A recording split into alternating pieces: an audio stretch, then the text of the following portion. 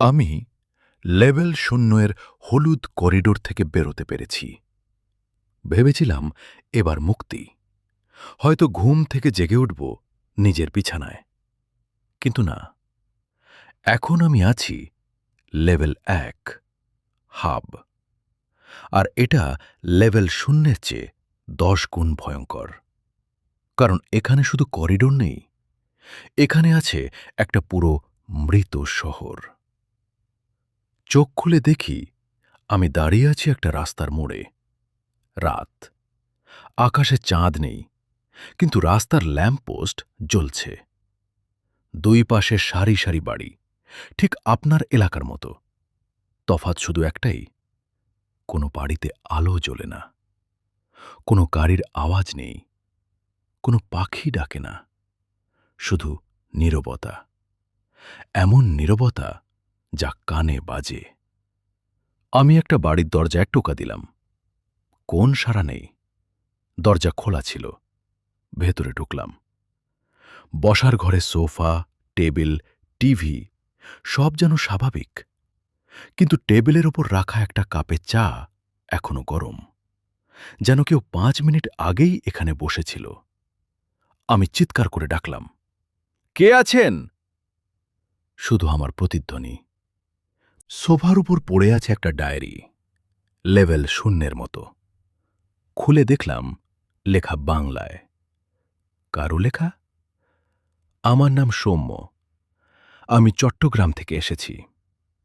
6 মাস আগে স্বপ্নের জগতে হারিয়ে গিয়ে এখানে আটকাই পড়ি। লেভেল 0 থেকে বাঁচতে গিয়ে লেভেল 1-এ ঢুকে পড়ি। কিন্তু এটা কারাগার। এখান থেকে ফেরার কোনো রাস্তা নেই, কারণ এখানে ওরা আছে। ডায়েরিতে লেখা, ওদের নাম হাউন্ডস। ওরা মানুষ নয়, কিন্তু মানুষের মতো আকৃতি নিতে পারে। ওরা আলোয় দেখা যায় না, শুধু ছায়ায় বাস করে। আর যখন ওরা তোমার পেছনে দাঁড়ায়, তখন তুমি বুঝতে পারো না, শুধু গায়ে কাটা দেয়। সেই মুহূর্তে দৌড়ানো ছাড়া উপায় নেই। ডায়েরি পড়তে পড়তে শুনতে পেলাম পেছনের ঘর থেকে একটা টিপ টিপ শব্দ, যেন কেউ আঙুল দিয়ে দেয়ালে টোকা দিচ্ছে। আমি চিৎকার করে বললাম, কে বা? শব্দ বন্ধ হল, কিন্তু তারপর শুরু হল কিলকিলে হাসি। একটা বাচ্চার হাসি, কিন্তু বিকৃত। আমার পা নিজে নিজে দৌড়াতে লাগল। আমি বাড়ি থেকে বেরিয়ে রাস্তায় দাঁড়ালাম।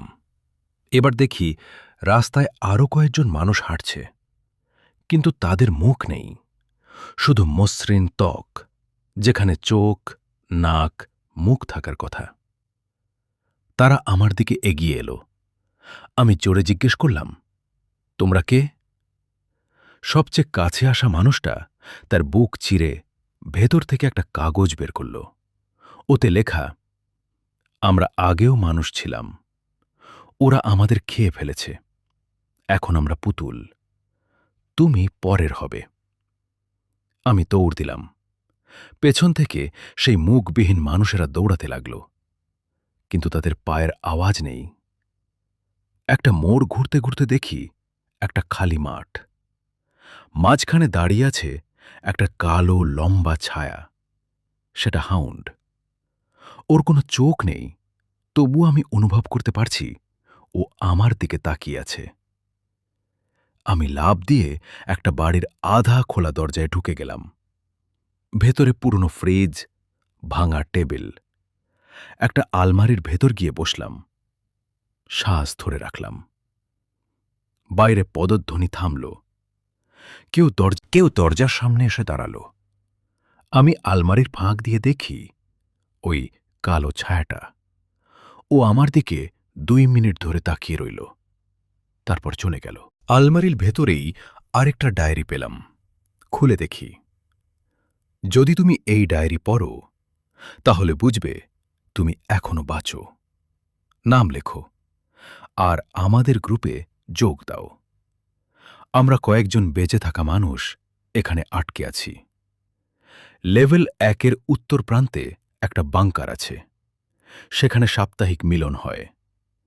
পূর্ণিমার রাতে দরজা খোলা থাকে। কিন্তু আজকের তারিখ, আজ পূর্ণিমা। আমি আলমারি থেকে বেরিয়ে বাইরে তাকালাম। সত্যি, আকাশে পূর্ণ চাঁদ, কিন্তু চাঁদটা লাল রঙের। রাস্তায় আরো অনেক ছায়া ঘুরছে। আমার বুকের ভেতর দৌড় শুরু হলো। আমি উত্তর প্রান্তের দিকে হাঁটতে লাগলাম, দ্রুত কিন্তু নিঃশব্দে। হাঁটতে হাঁটতে দেখি সামনে একটা বড় গেট। গেটের ওপর বাংলায় লেখা, এক্সাইল বাংকার, কেবল জীবিতদের জন্য। দরজায় একটা নক করার ব্যবস্থা। আমি ৩ বার নক করলাম। দরজার ভেতর থেকে কেউ ফিসফিস করে বলল, পাসওয়ার্ড কি? আমি জানি না, ডায়েরিতে তো পাসওয়ার্ড ছিল না। আমি বললাম, ব্যাকরুম। ভেতর থেকে সাড়া, ভুল। বললাম, হাব, ভুল। আমার মাথা এলো, লেভেল 0তে আয়নার প্রতিবিম্ব বলেছিল, তুই আমাদেরই একজন। তাই বললাম, আমি ওদের একজন? দরজা খুলে গেল। ভেতরে কয়েকজন মানুষ। তাদের চেহারা স্বাভাবিক, চোখ আছে, মুখ আছে। একজন বুড়ো লোক এগিয়ে এলো, বলল, তুমি কিভাবে বাঁচলে? লেভেল 0-র আয়না দেখেছে? আমি বললাম, হ্যাঁ, আমার প্রতিবিম্ব আমাকে আমাদের একজন বলেছে। বুড়ো লোকের মুখ পাথরের মতো শক্ত হয়ে গেল। সে বলল, তাহলে তুমি আর মানুষ না, তুমি এখন একটি সত্তা। তুমি আমাদের বিপদ, বেরিয়ে যাও। আমি বললাম, এটা কি বলছেন? আমি তো নিজের হাতে ছোঁয়া দিতে পারি। আমি রিয়াজ, মানুষ। বুড়ো লোক একটা ছোট আয়না ধরিয়ে দিল।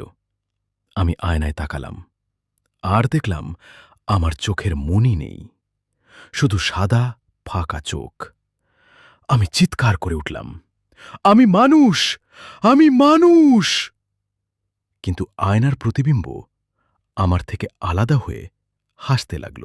তারা আমাকে বের করে দিল, দরজা বন্ধ করে দিল।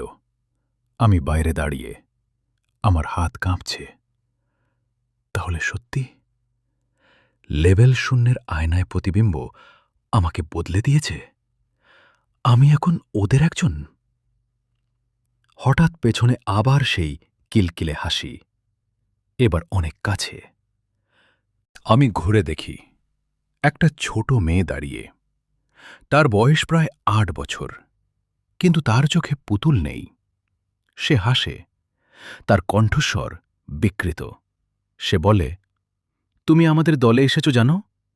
শুধু বিশ্বাস করো না, কিন্তু ওরা, মানুষরা, তোমায় আর ঢুকতে দেবে না। এখন তুমি কেবল ওদের শিকার করতে পারো, আর না করলে তুমি ক্ষুধার্ত হবে।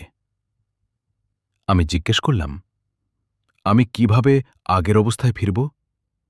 মেয়েটি উত্তর দিল, লেভেল ৯৯৯-এ গেলে। কিন্তু সেখানে কেউ ফেরেনি। আমি রাস্তার মাঝে দাঁড়িয়ে। ২টি পথ। ১, মানুষদের কাছে ফিরে যাই, কিন্তু তারা আমাকে হত্যা করবে। ২, সত্তাদের সাথে যোগ দিই, কিন্তু তাহলে আমি চিরকালের মতো মানুষ খাব। আমি কোনো পথ বেছে নিতে পারলাম না। তখন মোবাইল ফোন বেজে উঠল। কল আইডি দেখায় আমার নিজের নম্বর। কল রিসিভ করলাম। ওপাশ থেকে আমার নিজের কণ্ঠস্বর, কিন্তু সে কাঁদছে। বলল, রিয়াজ, আমি তুই, লেভেল ৯৯৯ থেকে বলছি। তুই ওদের সাথে যোগ দিস না। আমি একটা উপায় বের করেছি। লেভেল ১-এর উত্তর পশ্চিম কোণে একটা দরজা আছে। সেটা লেভেল ৩৯৯৯-এ নিয়ে যায়। সেখানে গেলেই তুই আবার মানুষ হতে পারবি।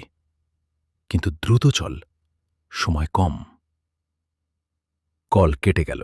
আমি দৌড়াতে লাগলাম উত্তর পশ্চিম দিকে। পেছনে সেই মেয়েটি আর কালো ছায়াগুলো আমাকে অনুসরণ করছে। আমি যত দ্রুত পারি দৌড়াচ্ছি, শ্বাস ফুরিয়ে আসছে। হঠাৎ সামনে একটা দরজা দেখা গেল। সেটা সাধারণ দরজার মতো, কিন্তু তার হাতলে লেখা লেভেল ৩৯৯৯, স্বাগতম তোমার মৃত্যুতে। আমি দরজা খুলতেই দরজার ওপারে শুধু অন্ধকার। আমি পা বাড়াতে গেলাম, তখন পেছন থেকে কালো হাত এসে আমার গলা চেপে ধরল। আমি চিৎকার করছি, কেউ শুনছে না। ভয়েস ফেডিং, তারপর সব অন্ধকার। আমি আবার চোখ খুলে দেখি আমি আমার বাসার বিছানায়, কিন্তু আমার বাম হাতটা স্বচ্ছ, যেন বাতাস। ঘড়ির দিকে তাকাই, তারিখ গত মাসের। আমি কি ফিরেছি, নাকি এটাও ব্যাকরুমের আরেকটা লেভেল? আজ এই ভিডিওটা রেকর্ড করছি কোথা থেকে জানি না। আমার হাত স্বচ্ছ, আমি নিজেকে দেখতে পাচ্ছি না আয়নায়। প্লিজ, কেউ যদি আমার চ্যানেল হরর বিচিত্রা দেখে থাকো, আমাকে সাহায্য করো। লেভেল ৩৯৯৯ যেও না। আর হ্যাঁ, তুমি যে এই ভিডিও দেখছো, একবার তোমার হাতের দিকে তাকাও। সেটা কি স্বচ্ছ?